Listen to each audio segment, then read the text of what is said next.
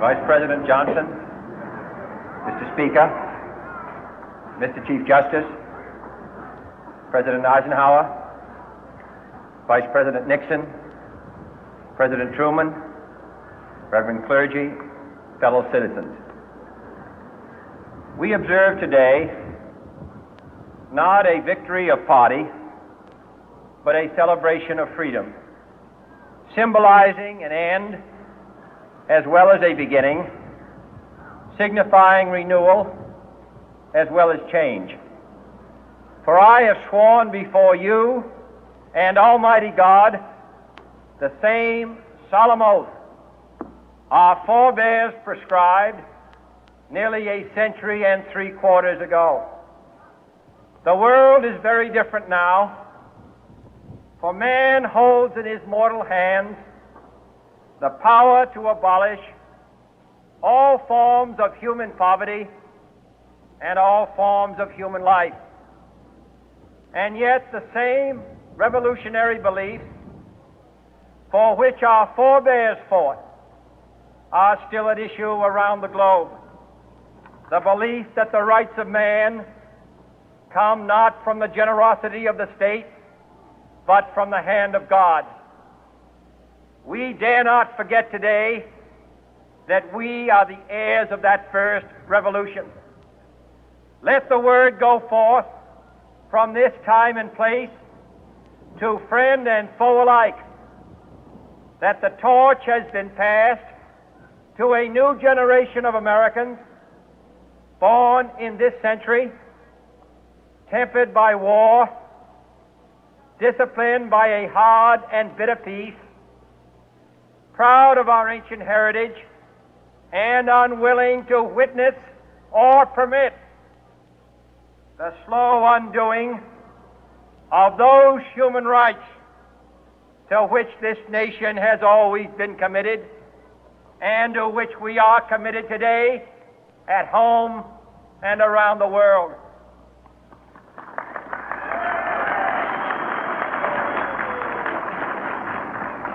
Let every nation know, whether it wishes us well or ill, that we shall pay any price, bear any burden, meet any hardship, support any friend, oppose any foe to assure the survival and the success of liberty.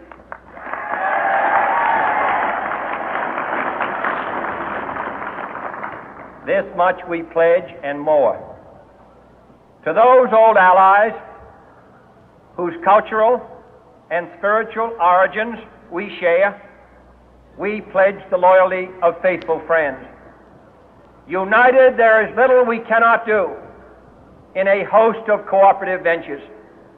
Divided, there is little we can do, for we dare not meet a powerful challenge at odds and split asunder.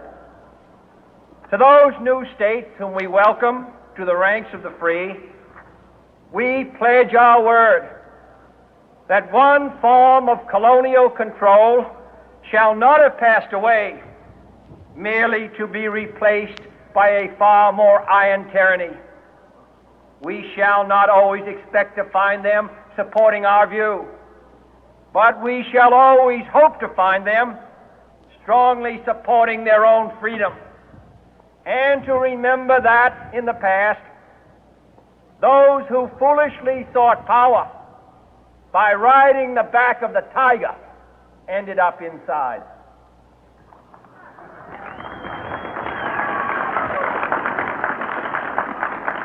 To those people in the huts and villages of half the globe struggling to break the bonds of mass misery, we pledge our best efforts to help them help themselves for whatever period is required, not because the communists may be doing it, not because we seek their votes, but because it is right. If a free society cannot help the many who are poor, it cannot save the few who are rich.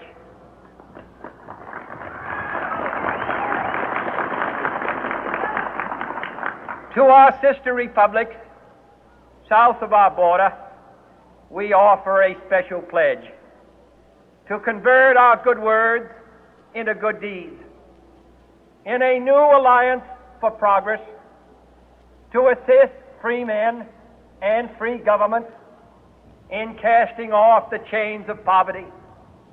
But this peaceful revolution of hope cannot become the prey of hostile powers. Let all our neighbors know that we shall join with them to oppose aggression or subversion anywhere in the Americas. And let every other power know that this hemisphere intends to remain the master of its own house.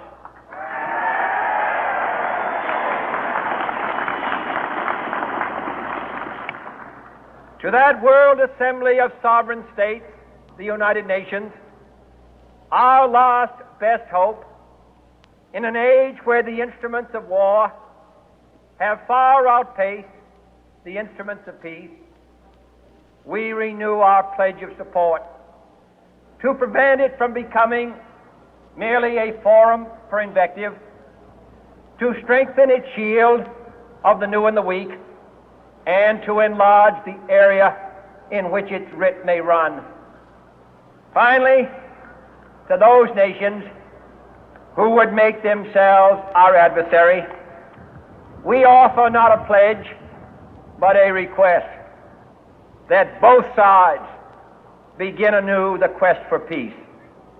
Before the dark powers of destruction, unleashed by science, engulf all humanity in planned or accidental self-destruction.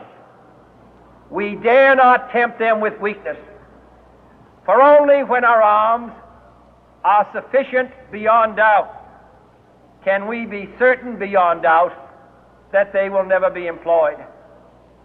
But neither can two great and powerful groups of nations take comfort from our present course, both sides overburdened by the cost of modern weapons, both rightly alarmed by the steady spread of the deadly atom, yet both racing to alter that uncertain balance of terror that stays the hand of mankind's final war. So let us begin anew, remembering on both sides that civility is not a sign of weakness, and sincerity is always subject to proof. Let us never negotiate out of fear, but let us never fear to negotiate.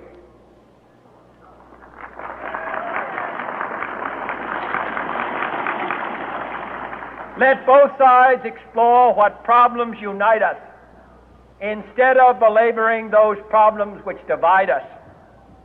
Let both sides, for the first time, formulate serious and precise proposals for the inspection and control of arms, and bring the absolute power to destroy other nations under the absolute control of all nations.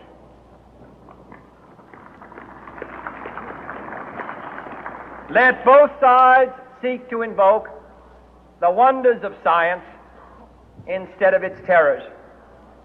Together, let us explore the stars, conquer the deserts, eradicate disease, tap the ocean depths, and encourage the arts and commerce. Let both sides unite to heed in all corners of the earth the command of Isaiah to undo the heavy burden and let the oppressed go free.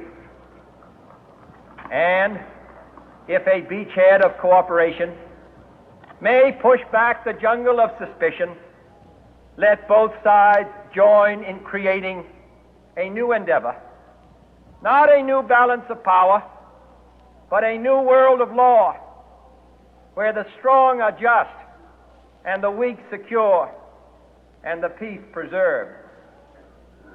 All this will not be finished in the first 100 days, nor will it be finished in the first 1,000 days, nor in the life of this administration. nor even perhaps in our lifetime on this planet. But let us begin.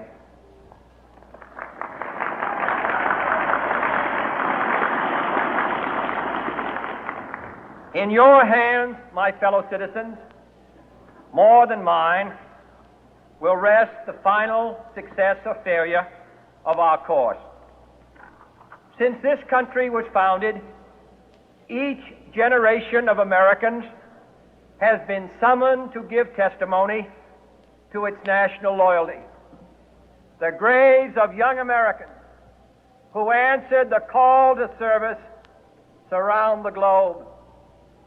Now the trumpet summons us again, not as a call to bear arms, though arms we need, not as a call to battle, though in battle we are, but a call to bear the burden of a long twilight struggle, year in and year out, rejoicing in hope, patient in tribulation, a struggle against the common enemies of man, tyranny, poverty, disease, and war itself.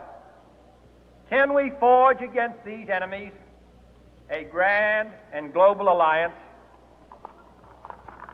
north and south, east and west, that can assure a more fruitful life for all mankind? Will you join in that historic effort?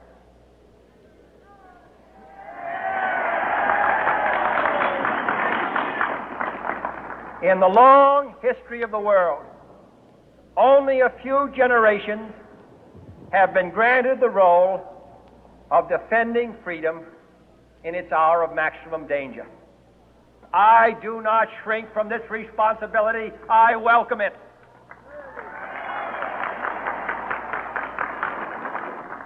I do not believe that any of us would exchange places with any other people or any other generation.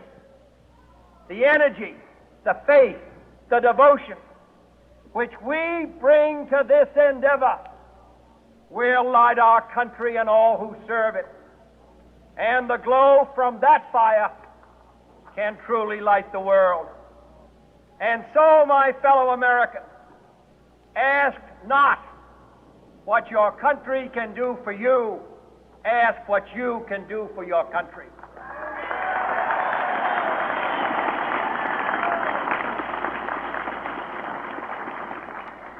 My fellow citizens of the world, ask not what America will do for you, but what together we can do for the freedom of man.